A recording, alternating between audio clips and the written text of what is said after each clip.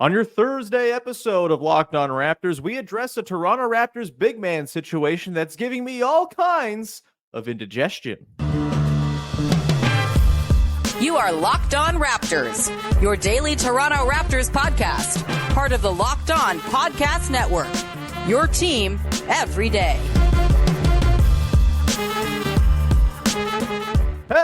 Hey, what's going on? And welcome to another episode of Locked On Raptors, part of the Locked On Podcast Network, your team every day. It is Thursday, August the 8th, and I'm your host, Sean Woodley. Been covering the Toronto Raptors now for 10 seasons on various platforms. You can find all my work over on the Hell website at Woodley Sean. You can find the show on Instagram at Locked On Raptors. And of course, you can join us in the Locked On Raptors Discord server, link in the description of the podcast. Great place to come hang out, talk ball all summer long. Surely there will be some talk about the Olympic semifinals going on and all of that good stuff. Although they're not actually happening because Canada's out. The tournament's over, right? Either way, you can join us over in the Discord. Great little listener community we got. And again, it is free to join as always. Link in the description of the show. Of course, you can find the show for free wherever you get your podcast. Follow, subscribe, rate, review, tell a friend on your audio app of choice. Much appreciated when you do that. You can also go to YouTube and subscribe to the Locked On Raptors YouTube channel. When you do that, hit the notification bell button as well, and you will get a heads up via push notification to your device every single time the show is about to premiere or go live, which is a wonderful thing. Today's episode is brought to you by FanDuel. Make every moment more. Look, it's summertime. The sports schedule is dwindling down. The Olympics are very nearly behind us now, but that does not mean there's not lots of stuff over at FanDuel for you to go and check out. FanDuel is hooking up all customers with a boost or a bonus every day, all summer long. That's right. There's something for everyone, every day throughout your summer. Visit FanDuel.com to get started. And we will get started as we return to talking about the Toronto Raptors on a regular basis here. Team Canada on the men and women's side did not weather us through a couple of weeks here in the off season. We're getting a little bit less Canada basketball talk than I'd hoped. We're going to get back to talking the Raptors now. We will sort of put a bow on the Canada experience at the Olympics next week, likely with Oren Weisfeld, so keep an eye out for that. But for now, we're back into Raptors mode, baby, and we're going to use a small bit of reporting from our pal Blake Murphy clarifying a recent signing as a jumping off point to talk about the Toronto Raptors big man situation. We'll get into Jakob Poeltl and why he's good, why he's helpful, and why the Raptors are probably too dependent on him, and then get into the options at backup center, including new signing Bruno Fernando. We'll talk about Kelly Olynyk and other potential guys who could fill in those backup minutes behind Jakob Poeltl, all coming up on today's show. But I guess we should start off with just sort of a reset on Jakob Poeltl, the starting center for your Toronto Raptors. Much maligned, I think, kind of unfairly, just because he was involved in a trade people didn't like. Like the trade or not, Jakob Poeltl's been very good for the Raptors since he came back for his second tour of duty in Toronto at the 2023 trade deadline. He's been quite good. You know, when he was on the floor down the stretch of that season, yes, maybe it was a bit of a Mickey Mouse run the Raptors had to the end of the 22-23 season into the play-in where they lost to the Bulls in hilarious fashion. But Jakob Poeltl was undeniably very good and was the sort of linchpin for that run they had down the stretch. Having a competent big man doing competent big man things changed the game for a team that didn't really have that from their centers for a number of years at that point. And he's been tied to the best stretches of Toronto Raptors basketball over the last year and a half. And it's kind of undeniable. When he's been on the floor, the Raptors have been a competent basketball team. They were 21-29 with him on the floor last season. Look, not a very good team, but hey, they won 25 games, 21 of which came with Jakob Poeltl out there. They were, in the vicinity of 500-ish with him out there. When you didn't have him, they were 4-28. I've gone through that stat before. They were absolutely rudderless and had no chance without him, no matter who was on the team. If he missed, time in the middle of the year where they still had Pascal Siakam, still lost games. Later in the year, down the stretch without him, lost all of the games without him, essentially. He was really important to the Raptors' chances of playing competitive basketball. When he's been on the floor, he has driven positive play, full stop. Since the sort of stretch after the trade in the 2022-23 season, the Raptors were 14.1 points per 100 possessions better with him on the floor than off. Last year, a really bad team. They were plus 9.6 per 100 with him on last year. It was just, they were a much better basketball team. They kind of flirted with being almost 500-ish quality when he was out there. They were just a slight minus overall in net rating when he was out there, and they got absolutely run off the floor whenever he sat or missed time with injury. We know the deal with Yak, right? The defense is functional when he's out there because he's a functional rim protector. He's a classic drop big. He does a good job. He doesn't do an incredible job, but does a good job. He's mobile. He can kind of switch onto guys in a pinch here and there, range further away from the basket if he has to. On offense, he just greases all the wheels, right? He sets hard screens. He launches RJ Barrett towards the rim where he causes havoc. He runs pick and roll with Emmanuel quickly when he's in there. I think there's a lot more to be mined with that duo. They didn't get a ton of run together last season because of the injuries and all of that. I think there's a lot there with the quickly Poeltl duo that can really be sort of explored more this coming season. His passing from the elbows, from the short roll, all very valuable stuff to keeping the offensive machine humming. And when he's out there, they stand a chance of being a reasonable basketball team on both ends of the floor.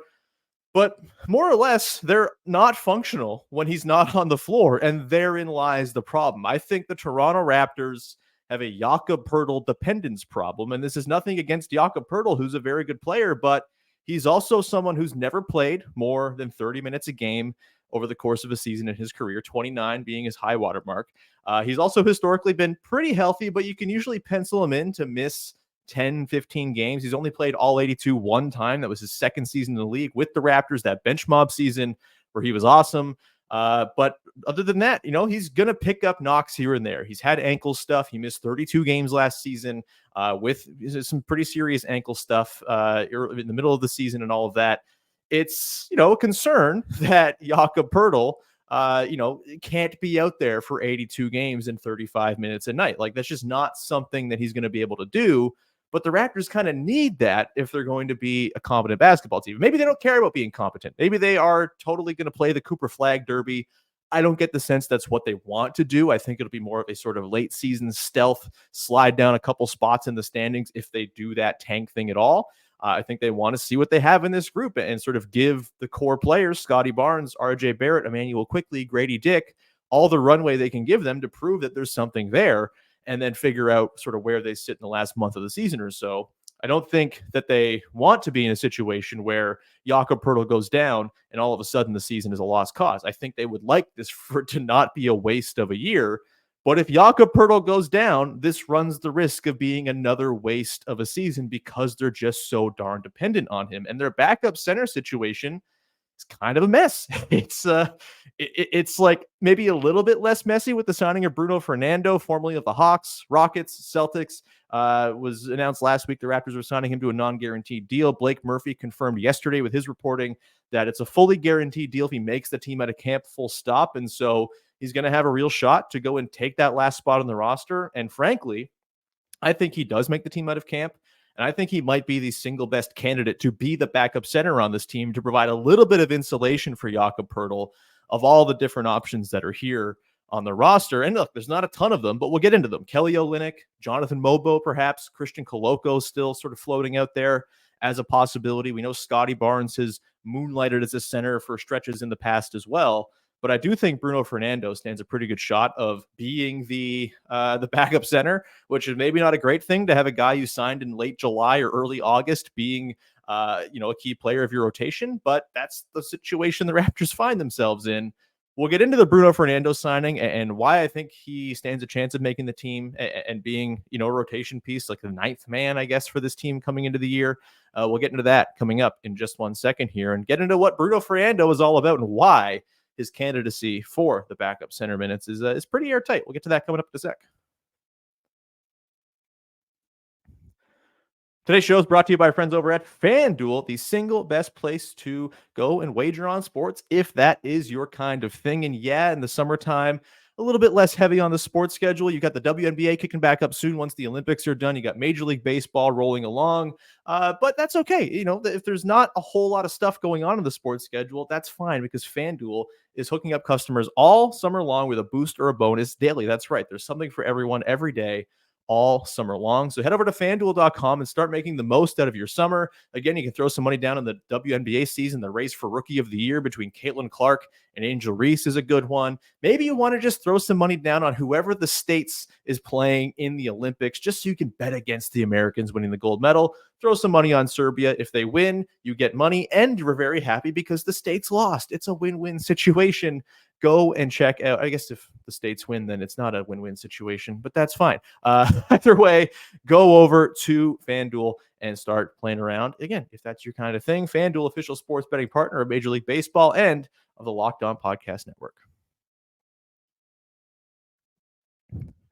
Back at it here, digging into the Toronto Raptors backup center situation. Now that Bruno Fernando is part of the mix. Before we do that, just a reminder, Locked On Sports Today 24/7 is your all-day streaming channel. You can go check out wherever you get your podcasts. It's a wonderful thing. All day, you get Locked On shows streaming, and it's covering all the biggest stories in sports from the local angles, the national perspectives. It's all there. You can go listen to Locked On NBA as well, which will be in heavy rotation over there on Locked On Sports Today 24/7. Of course, we got a million things at Locked On for you to check out. Go check out some of them, please. All right, let's get into it now. Bruno Fernando signed last week from the Atlanta Hawks. He was waived kind of as a cap casualty of the DeJounte Murray trade, where Cody Zeller had to come back as salary matching, and it just left a whole bunch of bigs on that roster without a whole lot of wiggle room for the Hawks. And Bruno Fernando, if you listen to Locked On Hawks, our pal Brad Rowland, he recently spoke about the sort of Fernando out thing, and more or less, it was, the kind of idea of ideally you'd prefer to have Bruno Fernando than Cody Zeller, but just salary cap math wise, it made sense to waive Bruno. He had a non-guaranteed deal and all of that. And so Bruno Fernando was available. The Raptors scooped him up. And look, I'm not trying to get too excited here, because I think we often get way too excited about fringe NBA players who come into our midst and think, oh, this guy's the answer. We can fix him. Not necessarily what I'm predicting here with Bruno Fernando, but considering the other options, I do think Bruno Fernando has a shot to be the backup center for the Raptors this season, maybe more than anybody else in that mix. And we'll get into the reasons why I think they have to avoid Kelly Olynyk at the 5 like a plague, and a couple of the other sort of longer shot options. But right now, I spoke a little bit with Brad Rowland yesterday, just kind of going back and forth about Fernando. And he basically said Fernando's a great third string center. He's probably a little bit overstretched as a full-time backup. But again, considering the other options, I think he is clearly the best center outside of Jakob Poeltl that exists on this roster right now.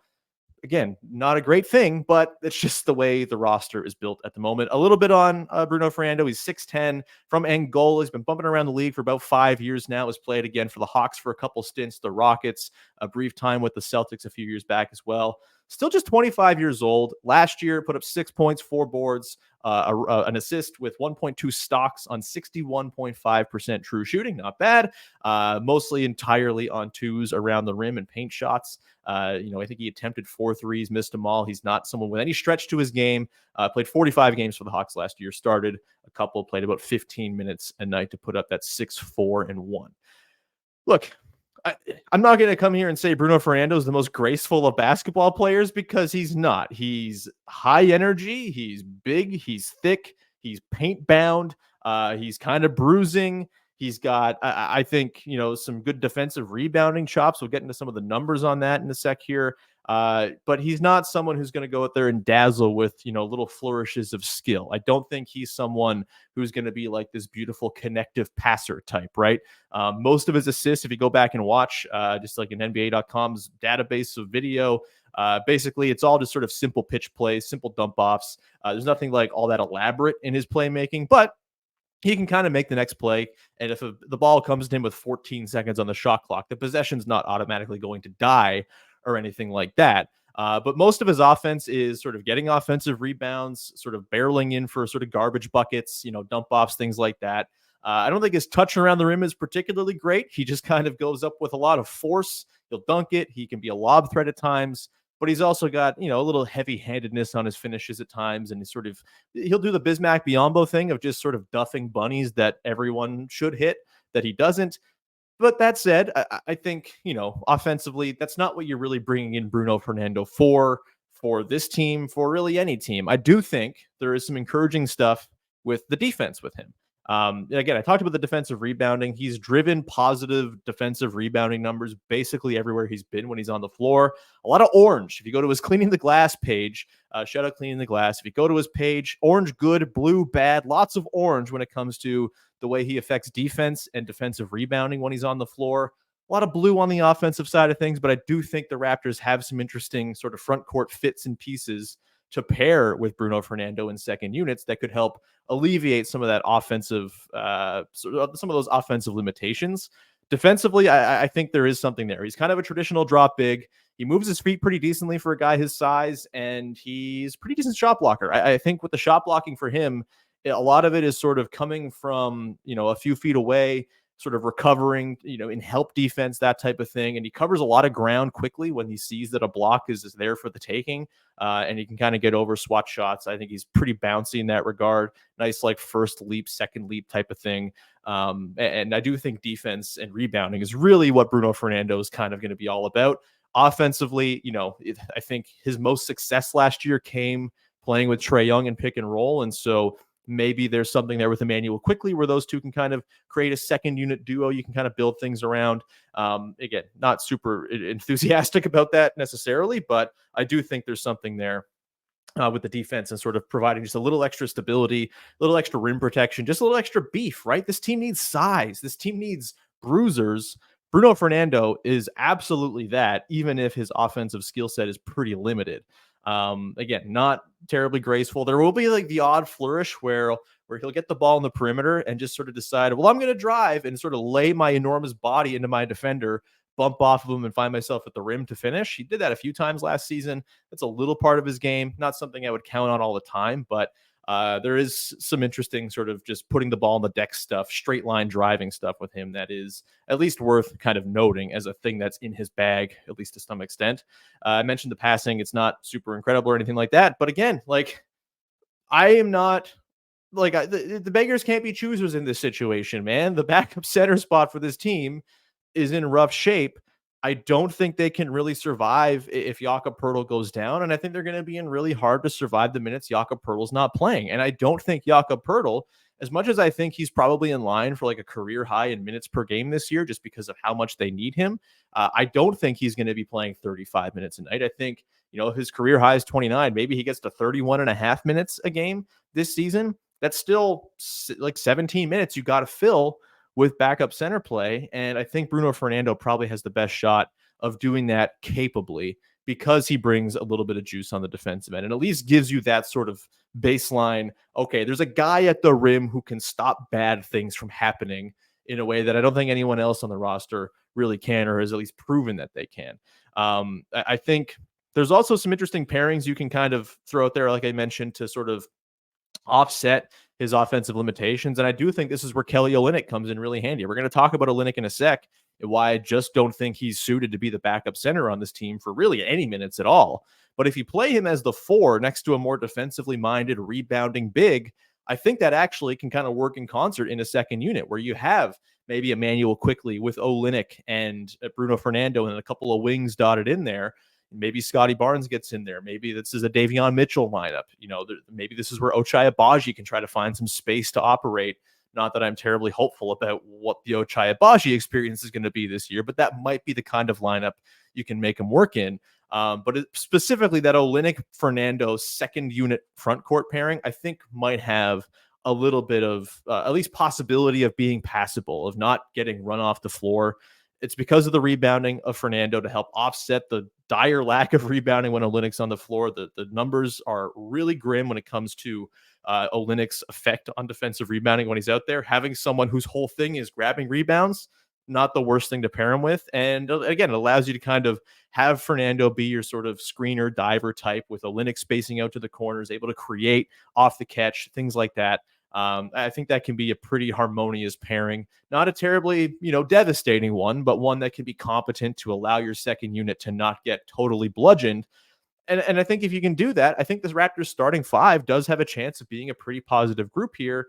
And if you can just kind of get those second units, those in-between lineups to not be abject failures, total disasters, that's a pathway to being relatively competent out there. And again, relatively competent is kind of all we're shooting for this year, man. We're not shooting for contender level proficiency in anything. It's just like be competent, be a team that's doing normal basketball to help your best players develop.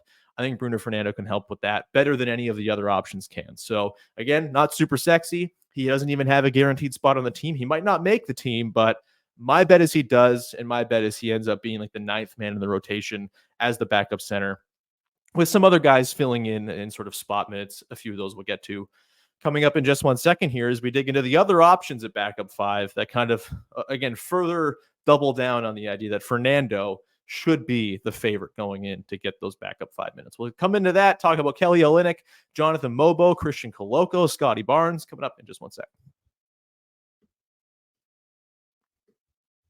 Today's show is sponsored by BetterHelp. And look, when your schedule is packed with the kids' activities, big work projects, and more, it's easy to let your priorities slip. Even when we know what makes us happy, it's hard to make time for it. I deal with this all the time. I don't even have kids, but in the summertime, things are busy. We got things going on. I love to play pickup basketball. It really makes my brain feel good, but sometimes I just don't have the time or wherewithal or, frankly, the motivation to go and do it. But when you feel like you have no time for yourself, non-negotiables like therapy are more important than ever. If you're thinking of starting therapy, give BetterHelp a try. It's entirely online, designed to be convenient, flexible, and suited to your schedule. Just fill out a brief questionnaire and get matched with a licensed therapist and switch therapists anytime for no additional charge. That's a great thing. You know, sometimes it's not always the right fit with the first person you get matched with, but you can switch that up anytime for no extra fee. Never skip therapy day with BetterHelp. Visit BetterHelp.com/LockedOnNBA today to get 10% off your first month. That's BetterHelp, HELP.com/LockedOnNBA. All right, back at it here, talking about the Raptors backup center situation. A reminder, next week we'll have Oren Weisfeld on to talk a little about Canada basketball's failures or disappointments or whatever we're going to call them at the Paris Games. And tomorrow as well, we got a fun show coming up with Big V, Vivek Jacob. We're going to talk about the BBQ trio and just its viability as a group and what's kind of riding on those three going into this season. But back to the backup center situation. Let's talk about Kelly Olynyk, all right? I think, I do want to know what the Raptors front office actually thinks, what the coaching staff actually thinks about Kelly Olynyk's viability as a center, because the way they kind of acted this offseason was, we don't need a backup five. We got Kelly Olynyk, baby. We just traded for him. We just paid him. He's going to be our backup five. And I really hope that's not what they envision, because Kelly Olynyk, for all that he does, and he does a lot of good. He is a really nice three-point shooter, does a little bit of extra creation for you, ties things together on offense very nicely, leadership, yada, yada, yada. Kelly Olynyk is a good player. I'm happy he's on the team, and I'm fine with what the Raptors are paying him. But he's not a center. He's just not, at least defensively, in today's NBA at this stage of his career.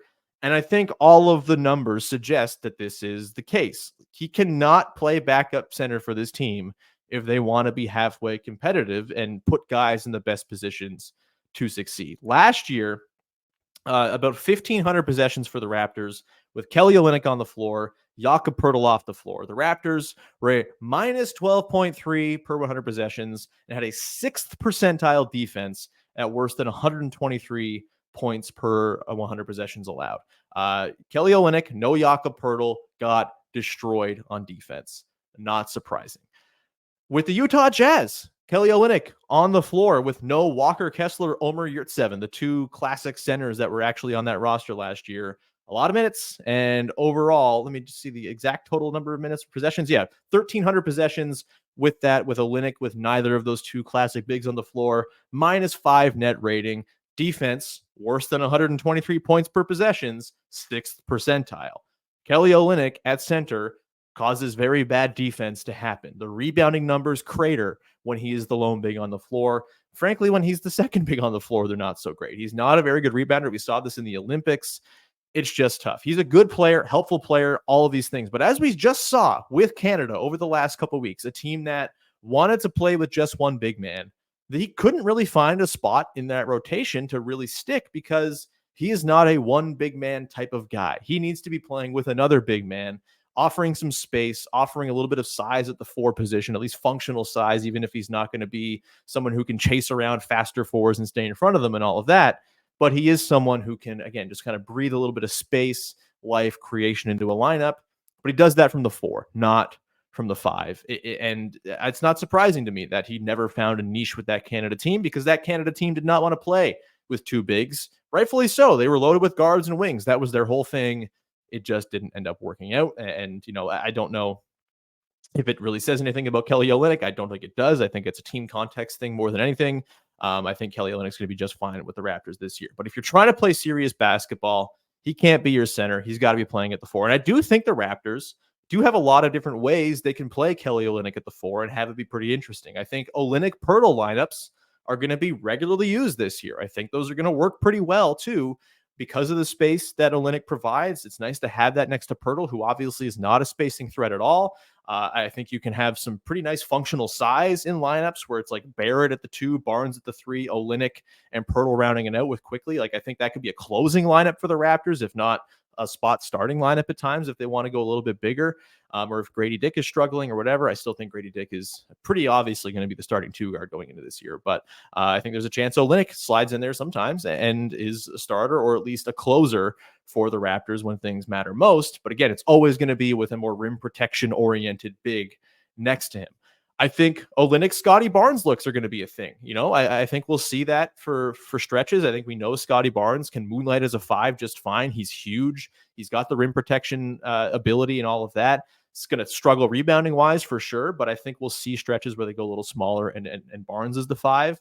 But again, Olynyk has to be the functional 4 in those arrangements. Again, I think Olynyk Fernando lineups have a shot of being competent, passable. I think Olynyk Jonathan Mogbo lineups have a chance of being, competent, passable, with a lot of playmaking in that front court duo. But I think anything where Olynyk is playing center would basically be borderline negligent. Unless it's like the end of last season where nothing mattered and it wasn't like they were trying to accomplish anything. I think they are trying to accomplish something, whether it's wins or just sort of achieving a level of competence basketball wise, which I think is probably more that than wins that they're chasing. I think Kelly Olynyk at the 5 is just kind of a non-starter for all of that. And I think I don't want to see him soaking up many minutes there at all. I think if we see that, something's gone pretty wrong, or the coaching staff has kind of grossly mismanaged what Kelly Olynyk is as a player and don't have a really good vision for him. And that's troubling too. Jonathan Mogbo, I'm still very much in to see him play a little bit of backup 5. It sucks we didn't get to see him in summer league. I know he's undersized at 6'6", 6'7". He does have those 7'2" arms though. He's super long. He's very athletic. He's a very good defensive player, or prospect, like a good defensive player in the NBA. Takes a while to come around for any rookie, but I think he's got some chops there. And also the playmaking from him as a guy who's not a shooter. If you put him at the 5 with an Olynyk who is a shooter at the 4, and the playmaking those guys can both bring, I think you can weaponize Mogbo as like a short roll creator in those situations, run him with Emmanuel quickly in some pick and roll combos. Like I think that's pretty interesting, could be quite effective. I think Mogbo should be in line to get at least a look as a backup center. I think, behind Fernando, he's probably the one I'm most excited to see there. Not that I'm excited to see Fernando play backup center for this team necessarily. I'm intrigued, I suppose. I'm not like, giddy up, let's go, it's Bruno Fernando time. But I think Mogbo, I'm pretty intrigued by what it can look like, even if I have pretty realistic expectations about how effective it will be with him as a rookie drafted in the 2nd round. But I think there's something there long term with Mogbo at the 5 to really look at because of the length, because he's thick, because he, I think, can guard up a little bit size wise. I think that's something that they should be exploring at least for stretches this season. Maybe just not right out of the gate. Otherwise, you've got Christian Koloko as another sort of name floating out there. I think Aaron Rose reported a little bit more yesterday that he's getting close. We've known that for a while. That's been out for a while, that it seems like the NBA is inching towards clearing him to come back. Teams have an eye on him, all that stuff. I honestly kind of just think Bruno Fernando is a better player. They're not all that far off in age. I want Koloko to succeed. I'm rooting for his return. It would be great if that happened with the Raptors. I'm just being realistic. Guy hasn't played in over a year, and he was a pretty raw rookie prospect who didn't put up like great numbers or anything like that. He had great impact numbers. The defense was awesome when he was out there, but a lot of what made that defense awesome was it was Koloko plus Siakam plus OG plus Barnes. Like, it was a lot of big dudes out there. This team lacks big dudes, and I think the sort of impact of Koloko was maybe amplified by that in a way it just wouldn't be if he was playing with this team where there's not a ton of length at all the different positions. But either way, if they do bring him back, I think he stands a shot of, eventually becoming the backup center for this team by the time the season's out. But I just think Fernando's probably a more proven and better player at this point, and I have no problem with Fernando just being the guy, not Koloko, though he is an option. And the other guy is Scottie Barnes, right? Like, I think Scottie Barnes will play some backup five. They'll sort of hodgepodge it together, the sort of whatever minutes Yak's not playing. I think they'll sort of piece it together bit by bit with Barnes, with Mogbo, with Fernando, hopefully not with Olynyk. And they'll just sort of see how it works. Maybe Chris Boucher gets some looks there. We did see the Kelly Olynyk, Chris Boucher front court combo have a bit of success last year before Chris Boucher got hurt. Very tiny sample of that, just a couple of games really where that looked pretty functional, but there's still issues with size and rim protection and just general rebounding and all that with those two guys out there as well. Look, it's not going to be a pretty picture unless Bruno Fernando just takes the job and runs with it, or Jonathan Mogbo looks well beyond his years. It's going to be a rough year of trying to figure out those minutes without Jakob Poeltl, like a much lower stakes and much sadder version of what the Sixers are always trying to do with Joel Embiid to fill in the minutes he doesn't play, except Embiid plays 40 minutes a night and Jakob Poeltl plays hopefully 31. It's a big task. It's going to be a challenge, and there's a real chance that the non-Poeltl minutes do this team in pretty significantly. Bruno Fernando might have the best shot of keeping that from being the case. But yeah, it's going to be something to watch, and maybe there's another ad to come. Maybe they find someone else that they want to invite to camp who competes for a job as well. Maybe Brandon Carlson works into the mix somehow. I don't think so, because I don't think that guy can defend much at the NBA level, but we'll see there too. Either way, that I think is a pretty good assessment overall of the Raptors backup big situation. We'll obviously keep tabs on this. It's not a story that's going anywhere, but for now, Bruno Fernando, leader in the clubhouse to be your backup center. You heard it here first. We'll leave it there. Thank you so much for hanging out, for supporting the show, as always, for subscribing, following, rating, reviewing, telling your friends. It's much, much appreciated. Back tomorrow again with our pal Vivek Jacob. It's going to be a good one. We're going to talk about the BBQ trio and what's at stake for them this season.